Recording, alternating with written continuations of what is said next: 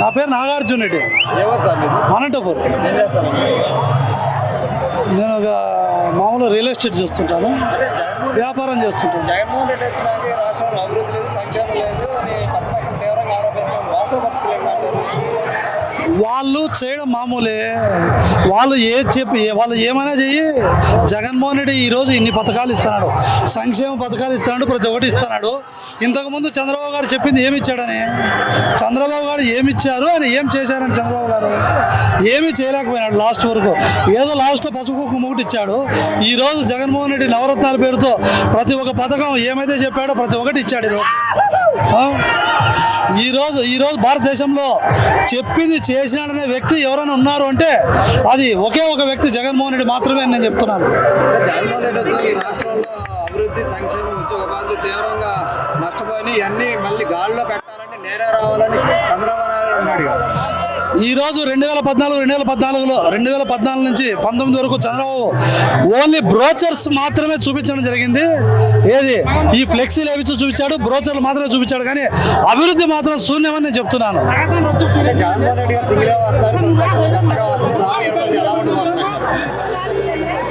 ఈరోజు 2014లో కూడా చంద్రబాబు పొత్తులతోనే వచ్చాడు.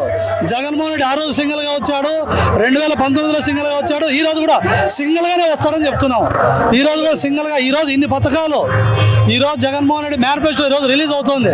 ఈరోజు ఈ జగన్మోహన్ రెడ్డి మేనిఫెస్టో చూసేదానికే ఇంతమంది ఎదురు చూస్తున్నారు. మొత్తం మీ టీవీ ఛానల్స్ అయితేనేమి, ప్రజలు ఎన్ని టీవీ ఛానల్సే జగన్మోహన్ రెడ్డి ఏం చెప్తాడని టీవీ ఛానల్స్ ముందర నిలబడుకొని చూస్తున్నారు. ఈరోజు ఏం చెప్తాడని, ఖచ్చితంగా జగన్మోహన్ రెడ్డి ఏమైతే చెప్తాడో అవి చేస్తాడనే నమ్మకం జగన్మోహన్ రెడ్డి ప్రజలకు ఉంది. అది ఖచ్చితంగా ఈసారి జగన్మోహన్ రెడ్డి 175 అంటున్నాడే, ఖచ్చితంగా గెలిపించుకుంటాడని. జగన్మోహన్ రెడ్డి రాయలసీమ ద్రోహం చంద్రబాబు అంటాడు. చంద్రబాబు పొత్తులేంది గెలిచలేడు, వాళ్ళు పవన్ కళ్యాణ్ తోడైనాడు, ఇద్దరు తోటంగలే ఏం న్యాయం చేయలేదు, ప్రజలకు ఒరిగిందేం లేదు. ఈ రోజు రాయలసీమ ఖచ్చితంగా స్వీప్ చేస్తుందని నేను చెప్తాను. ఒకవేళ కోస్తా రాయలసీమలో ఒకవేళ 1-2 సీట్లు తక్కువ రావచ్చు, కానీ రాయలసీమలో అయితే ఖచ్చితంగా స్వీప్. అంటే జగన్మోహన్ రెడ్డి గారు సొంత శైలికి న్యాయం చేయలేదు, రాష్ట్రపతికి న్యాయం చేస్తారు, పవన్ కళ్యాణ్ ఆరోపిస్తున్నాడు. చూడండి, ఇప్పుడు ఆమె స్వార్థం ఆమె చూసుకుంటుంది, దానికి ఎవరేం చేయలేరు. ఈరోజు అదే కాంగ్రెస్ సంవత్సరాల స్టోరీ ఇది. అదే కాంగ్రెస్ ద్రోహం చేసింది. స్పెషల్ స్టేటస్ ఇస్తామనేది ఇవ్వలేదు. ఈరోజు ఆమె పోయి మళ్ళా కాంగ్రెస్ పార్టీ కొమ్ము కాస్తా ఉంది. తెలంగాణలో ఆమె ఏం చెప్పింది, మళ్ళీ వచ్చి కాంగ్రెస్లో చేరింది. ఏం ప్రయోజనం వచ్చా? ఆమెను ఎవరు నమ్మరు, కాంగ్రెస్ నమ్మరు. ఒకవేళ 2% ఓటు కాంగ్రెస్ ఉన్నది, అవి తప్పితే ఎక్కువ ఓట్లు ఎవరు వేసే ప్రసక్తి లేదు, ఏమి లేదు. 1% or 2%. ఒక సీటు కూడా కాంగ్రెస్ గెలవరు, బీజేపీ కూడా గెలవలేదు చెప్తున్నాం. 50-24 జనాలు ఎవరు పట్టుకుంటారు? జై జగన్, జై జగన్. 2024లో మళ్ళా జగన్మోహన్ రెడ్డి ముఖ్యమంత్రి అవుతారని మేము చెప్తున్నాం. జగన్మోహన్ రెడ్డి వచ్చినాక ఈ రాష్ట్రంలో విద్యా వ్యవస్థ కానీ, ఇండస్ట్రీస్ కానీ, ఉద్యోగాలు కానీ ఏమీ లేవని ప్రతిపక్షాలు తీవ్రంగా ఆరోపిస్తున్నాయి. వాస్తవాలు ఏంటి సార్? యాక్చువల్గా చెప్పాలంటే జగన్ అనేది ఒక రెవల్యూషన్. జగన్ వచ్చిన తర్వాతనే మెయిన్ ప్రాథమిక విద్యని చాలా అద్భుతమైనటువంటి ఇది తీసుకొచ్చాడు. విద్యా దీవెన పిల్లలకి చిన్న ప్రాథమిక విద్య ఉంటేనే రేపొద్దున భవిష్యత్తులో ఇంజనీరింగ్ కావచ్చు, ఇంకోటి కావచ్చు, హైయర్ ఎడ్యుకేషన్కి అయినా ఫౌండేషన్ అది. సో విద్యా సంబంధించి ప్రాథమిక విద్యని ఒక అద్భుతంగా సృష్టించాడు. అది తర్వాత ఉద్యోగాలు సృష్టించాడు. సచివాలయ వ్యవస్థను తీసుకొచ్చి అద్భుతమైన ఉద్యోగ వ్యవస్థని సృష్టించాడు. అది మూడోది రైతులకి ఉచిత విద్యుత్ ఇస్తున్నాడు. తర్వాత రుణమాఫీ కంటిన్యూ చేస్తూనే ఉన్నాడు.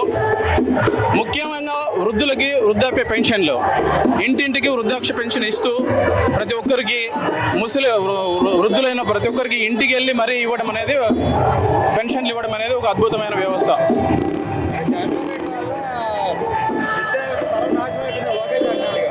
ఏది జగన్మోహన్ రెడ్డి వల్ల విద్యా వ్యవస్థ సర్వనాశనం అయిపోయింది లోకేష్ ఆరోపిస్తున్నాడు ఇక. అది కాదు, అది తప్పు. విద్యా వ్యవస్థని చాలా అద్భుతంగా తీసుకొచ్చాడు. ఎందుకంటే మెయిన్ ప్రాథమిక విద్య ఉంటేనే మధ్య క్లాసు, తర్వాత హైయర్ ఎడ్యుకేషన్ ఉంటుంది. వైఎస్ రాజశేఖర రెడ్డి ఎప్పుడైతే ఉన్నత విద్యకి అద్భుతమైన పెద్దపీట వేశాడు, మన ఇంగ్లీష్ మీడియం, ముఖ్యంగా ప్రాథమిక విద్యలో ఇంగ్లీష్ మీడియం తీసుకొచ్చాడు. ఒక అద్భుతమైన విప్లవం. నవే డేస్ లో ఇంగ్లీష్ అనేది లేకపోతే మనుగడ సాగదు. అదొకటి.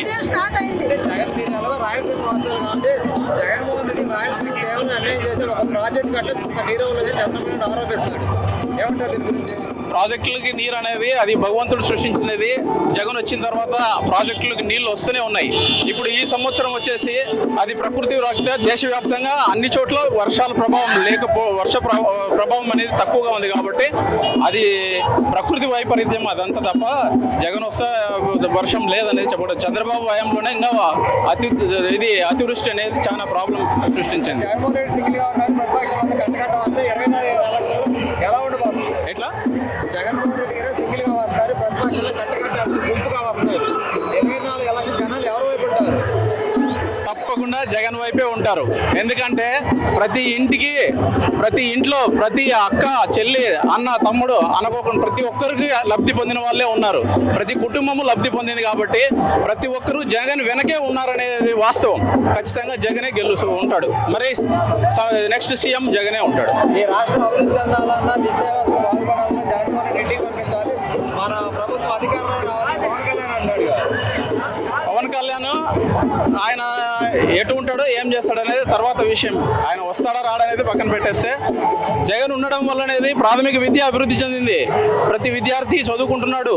రేపు పొద్దున హైయర్ ఎడ్యుకేషన్లో ఆల్రెడీగా వైఎస్ రాజశేఖర రెడ్డి ఇది పెట్టినాడు కదా హైయర్ ఎడ్యుకేషన్కి. సో అది కంటిన్యూ అవుతుంది. సో ప్రాథమిక విద్య బాగుంటే మధ్యలో విద్య బాగుంటుంది ఖచ్చితంగా.